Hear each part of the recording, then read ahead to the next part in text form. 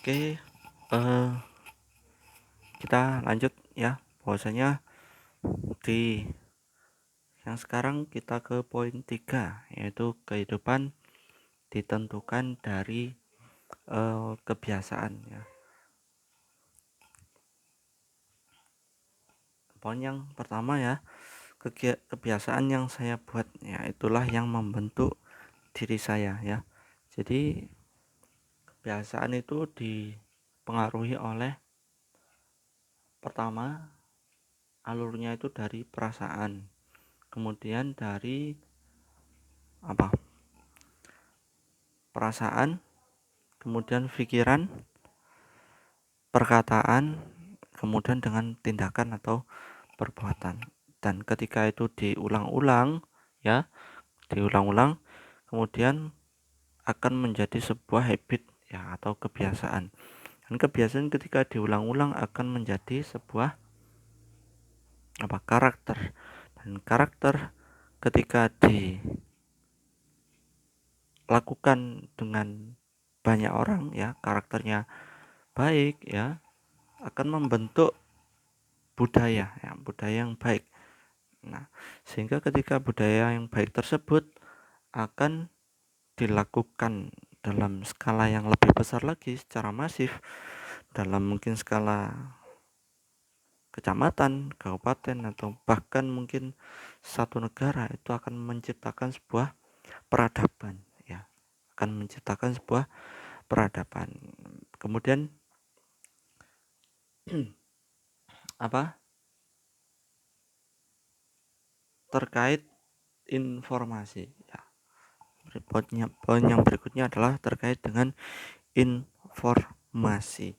Jadi ketika kamu di usia muda ya, usia 20 ya, 20 ke atas itu usia yang produktif, usia kerja. Lah, tetapi ketika kamu hanya stagnan dalam kehidupanmu, hanya kerja saja ya, tanpa memikirkan dampak yang lain, impact ke kehidupan yang di tangga berikutnya, tangga yang lebih tinggi, ya kamu harus mencari cara yang lain ya, cara-cara yang terbaik ya, yaitu dengan cara apa? Selain kamu bekerja saja ya, kamu juga harus belajar ya, belajar itu sepanjang hayat ya, mulai dari kamu bisa membaca ya, sampai kamu tidak bisa membaca ya, sampai kamu mati pun ya kamu tetap harus belajar ya. Jadi ketika setelah belajar dia harus diamalkan ya, biar ada impact, biar ada dampak ya. Jadi kamu hanya belajar tapi tidak di lakukan, itu akan sia-sia ya. Kamu harus mulai dari hal yang kecil ya, dari hal yang kecil ya. Ketika kamu diajak orang untuk berbuat baik ya, coba kamu pikir ya, kenapa orang ini mau mengajak kebaikan terhadapku ya. Kalau coba kamu tanya ya, mas pak, kenapa kamu ngajak aku berbuat baik ya, coba tanya. Nah dari situ kamu bisa menggali ya, kira-kira orang itu berbuat baik itu ngapain ya, ngapain ya, pasti ada jawabannya, kamu harus temukan di sana ya. Nah gitu ya. Jadi mohon maaf ini kalau meloncat-loncat ya, karena masih belajar ya. Sudah lama tidak berdiskusi ya dengan materi-materi yang seberat ini ya, karena masih belum terbiasa, dan ini akan coba saya biasakan ya, tiap hari kita tag video, mungkin berbagi secara random apa yang sekiranya bisa saya bagi ya. Mending memulai dari awal ya, walaupun itu sekiranya tidak sempurna ya, lebih baik dimulai saja ya, karena ini niat saya baik ya, niat saya ingin berbagi ya. Berikutnya yang poin keempat, yaitu membangun kualitas diri ya, agar masa muda tidak sia-sia ya. Kamu ketika di masa muda boleh gagal ya, tapi tidak boleh menyerah ya. Dan kemudian kamu juga harus punya mimpi yang besar ya. Ini kalau standarnya. Nah, tapi ada orang-orang yang di bawah standar tersebut ya, artinya kamu tidak layak ya, tidak layak. Lah gimana caranya biar bisa menggapai standar tersebut ya? Kamu harus berusaha ya, mencari jawabannya ya. Mencari jawaban itu dengan banyak cara ya, bukan hanya sekedar baca buku ya, bukan ya, bukan hanya sekedar ngopi ya, bukan ya, tapi harus dipadukan ya. Semuanya harus belajar itu dari manapun, kapanpun, dan siapapun ya. Sehingga kamu akan terbangun kualitas diri di masa muda ya. Gitu ya. Kemudian yang kelima, hubungan ya, berkaitan dengan hubungan, yaitu pertahankan orang-orang di sekitar kita ya, di sekitar kita. Jadi pertahankan di sini tuh ya, maksudnya ya menjaga hubungan yang baik ya, hubungan yang baik. Ketika kamu bermasyarakat ya di rumah ya, kamu harus jadi warga masyarakat, orang di rumah yang baik ya. Ketika bermasyarakat juga bermasyarakat yang baik pula. Ketika ada tetangga juga harus bertetangga yang baik. Nah, itu juga investasi di sosial ya, di sosial. Ketika kamu nanti sakit ya, ketika kamu nanti membutuhkan pertolongan, siapa lagi kalau bukan saudaramu, keluargamu, atau tetanggamu. Nah, yang paling dekat ya tetangga ya, karena yang tahu kehidupan sehari-hari kita, mulai dari pagi sampai malam, sampai paginya lagi 24 jam ya, walaupun tidak detail ya, tapi sedikit tahu aktivitas-aktivitas yang pernah kamu lakukan ya. Ketika kamu berbuat baik kepada tetanggamu ya, penilaian tetanggamu juga akan baik terhadapmu. Dan ketika nanti kamu membutuhkan sesuatu ya, otomatis secara fitrah ya, manusia itu akan membantu, karena dia pernah baik pada kamu pernah baik pada dirinya. Nah, itu. Jadi hubungan itu tetap harus dijaga, karena ya yang namanya rezeki itu tidak hanya melulu tentang uang ya, tentang saudara kita yang baik, pertemanan kita yang gak toksik ya, tetangga kita yang gak julid ya, itu termasuk ketenangan ya, rezeki. Percuma kamu punya rumah yang besar ya, kemudian lingkungannya tidak kondusif ya, tidak aman ya, karena mungkin reputasimu di mata orang lain tidak baik pula ya, itu juga salah kamu sendiri ya. Jadi harus berbuat baik ya, sehingga ketika nanti kamu nggak tenang di situ, kamu nggak kerasan ya, kamu pindah ya.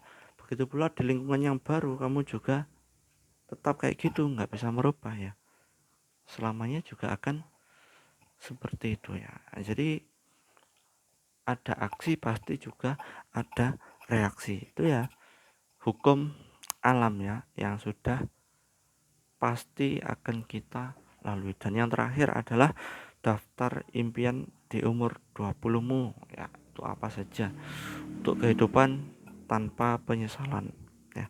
Artinya apa ya, kamu bisa boleh mentargetkan impianmu ya. Oh, di usia segini saya harus punya ini, saya harus bisa gini, saya harus mengerti ini. Di usia segini juga demikian ya.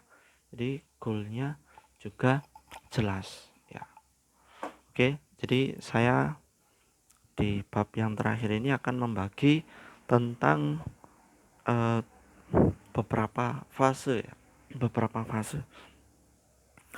Fase umur 0 sampai 25 tahun. Nah, di 0 sampai 25 tahun ini juga ada beberapa split ya, split fase juga. Bahwasanya di situ 0 sampai berapa?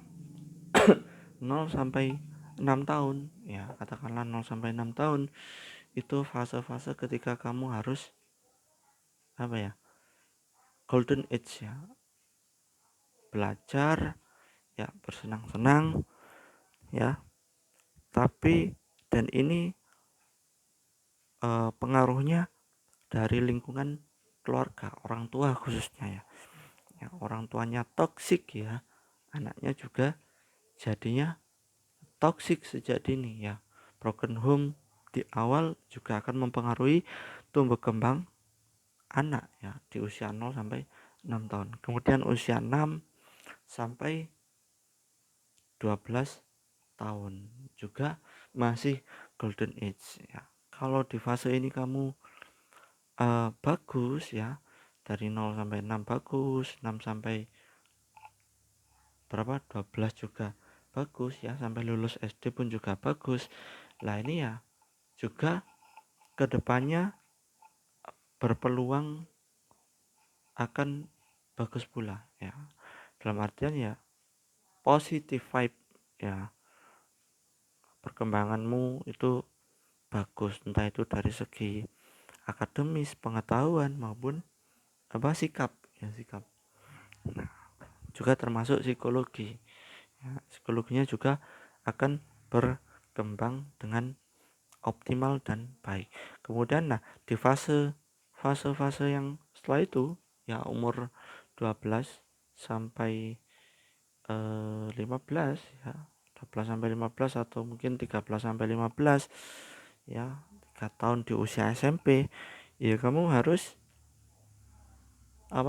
ini usia-usia yang rawan ya, usia-usia yang rawan, karena di usia-usia ini usia-usia peralihan ya, yang tadinya senangnya bermain saja tadi usia ini ya sudah tahu ya, biasanya anak-anak itu sudah tahu, oh ketika melakukan ini ternyata seru. Kemudian belum lagi berkaitan dengan hubungan antar jenis ya, lawan jenis ya, suka sama suka ya. Kalau antar jenis atau lawan jenis ini ya nggak masalah, itu normal ya. Normal ya. Yang nggak normal itu ya laki-laki suka sama laki-laki ya, perempuan sama suka perempuan. Nah ini bahaya ya, patut di awasi ya, atau bila perlu diperiksakan itu ya. Kemudian ya ketika normal ya berkaitan dengan asmara di usia segitu ya harus dikasih pengertian. Kemudian yang berikutnya fase yang lebih labil lagi ya, labil lagi ya, di fase SMA atau SMK ini ya, umur 15 sampai 17 itu ya very labil ya, sangat-sangat labil. Kemudian kenapa kok bisa demikian ya, karena punya idealis ya, punya idealis yang mana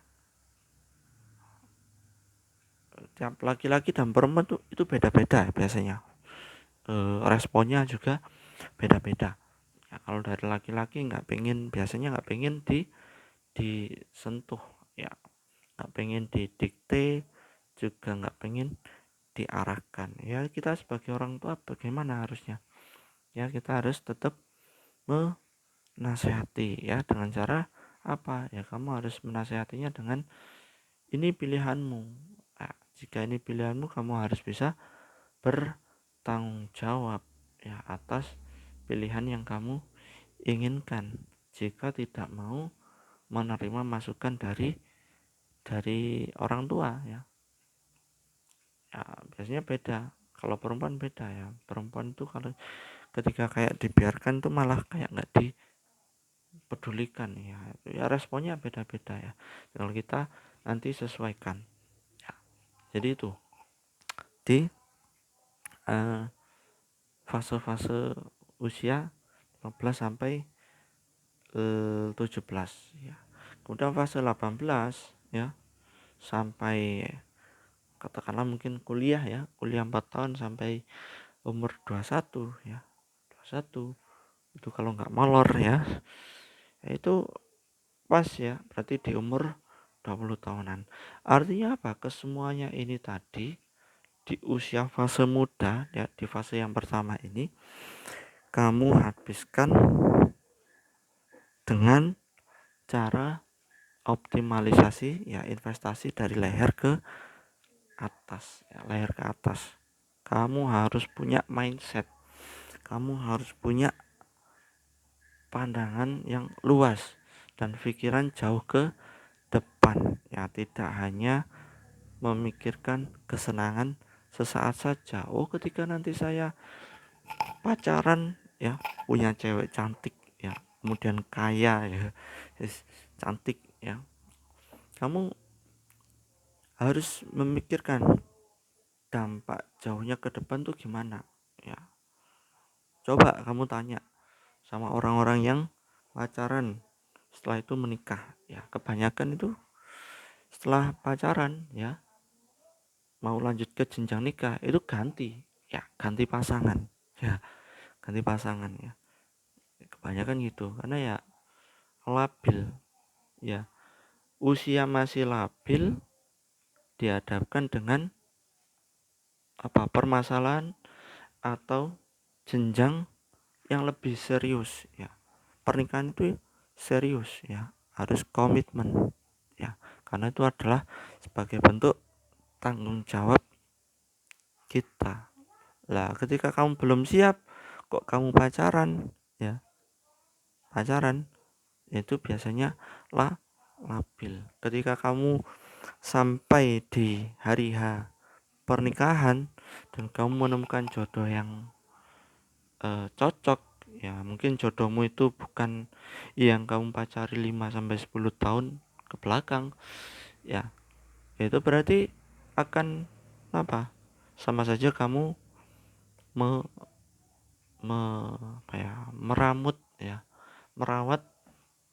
jodoh orang lain ya. Jadi gitu, jadi pacaran itu oh demi dakwah pak ya, demi apa, demi eh, pengetahuan, demi kebaikan dan lain sebagainya, itu hanya alasan bullshit ya, karena kamu tidak tanya kepada orang-orang yang lebih tua, lebih senior dari kamu kehidupannya. Coba kamu tanya sama orang-orang yang sudah nikah, kira-kira gimana, apakah indah? Ya indah kalau 1 tahun 2 tahun atau mungkin bahkan sampai 5 tahun ya. Nah, kalau kamu nggak bisa bertahan sampai 5 tahun di pernikahan ya, berarti ada yang salah. Ada yang salah. Jangan-jangan kamu belum komitmen, belum bertanggung jawab. Ya, coba tanya sama yang pengalaman ya. Kemudian di fase yang berikutnya ya, fase yang kedua di usia 21 tahun ya. Studi kasus ketika kamu kuliah, lulus kuliah, kerja ya, kamu nyari mandiri atau mungkin sudah mandiri sejak kuliah ya, kamu sudah mengantongi pengalaman berapa ya, 4 sampai 6 tahun, 4 sampai 6 tahun ya, itu sudah cukup. Nah, tinggal kamu nanti kedepannya itu ya sampai nikah sampai jadi orang sukses kapanpun, apapun kondisimu, ya itu harus tetap belajar ya, harus belajar ya. Kalau kamu nggak belajar ya kamu akan ketinggalan ya, ketinggalan informasi, ketinggalan zaman ya. Kamu akan jadi orang bodoh ya. Ketika orang bodoh kamu akan miskin ya, itu pasti ya, pasti rumus. Tidak ada orang kaya itu yang bodoh ya, tidak ada ya. Kalau kamu pengen kaya kamu harus pinter ya, kamu harus apa, sadar ya, sadar sudah sampai mana kegoblokanku ya, kegoblokanmu ya, sudah sampai mana ya. Kemudian nikah ya, nikah ya, punya anak, katakanlah punya anak ya, atau nggak punya anak ya terserah kamu ya. Saran saya harus punya anak ya, karena yang akan meneruskan apa, bisnis kamu, kehidupan kamu, yang akan apa ya, mungkin kamu di usia tua nanti harus gimana ya. Kalau kamu nggak punya anak ya, yes, itu debatable ya. Jadi nanti kamu nyari sendiri ya, gimana sih enaknya punya anak apa enggak ya. Kalau saya pribadi ya enak punya anak ya, karena itu adalah manifestasi ya, investasi ketika di dunia dan di akhirat ya. Ini kalau dari pandangan saya. Kemudian ketika kamu sudah di usia 30 ya, kamu jenjang karirnya bagus ya, kamu bisa explore di lini kehidupan yang lain ya, kamu bisa grow ya, grow up. Kemudian kamu bisa uh, belajar, terus belajar ya, punya anak besar, kemudian nanti nikah, anakmu punya cucu ya, sampai di usia katakanlah 40 tahun. Nah, ketika di usia 40 tahun, nah ini fase yang krusial ya, fase yang krusial. 40 tahun sampai at least 63 atau 65 tahun ya. 23 sampai 25 tahun ke depan ya, kamu harus ngapain? Harus mempersiapkan anak-anakmu untuk jadi apa, ayah atau ibu ya. Kemudian kamu siap jadi kakek nenek ya, ya usia lansia ya. Kamu siap jadi pemimpin ya, pemimpin ya. Kalau lansia nanti ya di umur 60 ke atas ya. Kita bicara umur 40 sampai 60.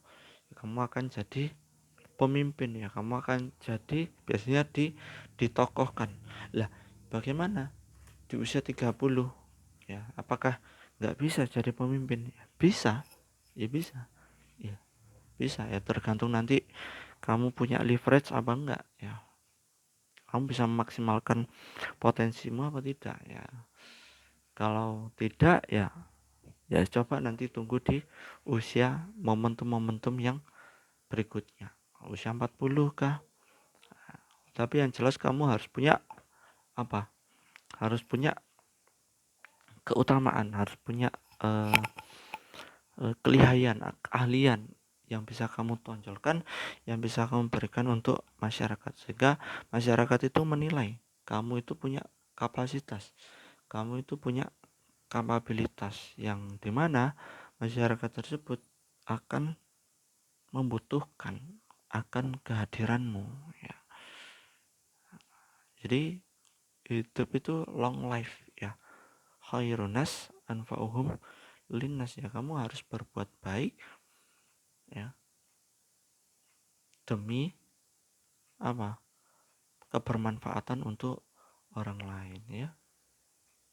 Terus ngapain ketika kamu hidup di sini hanya cuma visi misinya cuma nyari uang, tapi uangmu terus habis ya, kamu nggak punya dampak, kamu nggak punya impian, hidupmu stagnan gitu-gitu saja ya, nggak grow up ya, atau mungkin bahkan terdegradasi ya, terdegradasi ya. Kau malah mungkin punya hutang lah, itu nggak tenang ya, nanti hidup nggak tenang ya. Mau ibadah susah, mau berdampak ke kehidupan orang lain dengan cara yang baik itu juga susah ya, karena kamu nggak selesai di kehidupanmu. Nah, jadi gitu ya, cukup ya, saya rasa sekian dari judul menata karir dan masa depan di umur ya 20-an ya, kayaknya terlalu jauh, tapi ya nggak masalah ya, mungkin next time kita breakdown lebih dalam lagi ya kalau ada kesempatan ya. Pokoknya konten saya ini ya asal ngomong ya, asal ngomong, asal jeplak ya, mending kita mulai dari sekarang walaupun banyak kurangnya ya. Saya menyadari ini banyak kekurangan, kata-kata saya juga ngelantung kemana-mana, ini juga belum makan tadi ya, lapar ini, jadi jadi mohon maaf ya semuanya. eh, Terima kasih ya teman-teman yang sudah bersedia untuk mendengarkan ocehan saya ya, ocehan yang enggak fokus ini ya, kayak kelontang-kelantung ya, kondisinya kurang on fire ini ya, on fire. Terima kasih, mohon maaf. Billahi taufiq wal hidayah. Wassalamualaikum warahmatullahi wabarakatuh.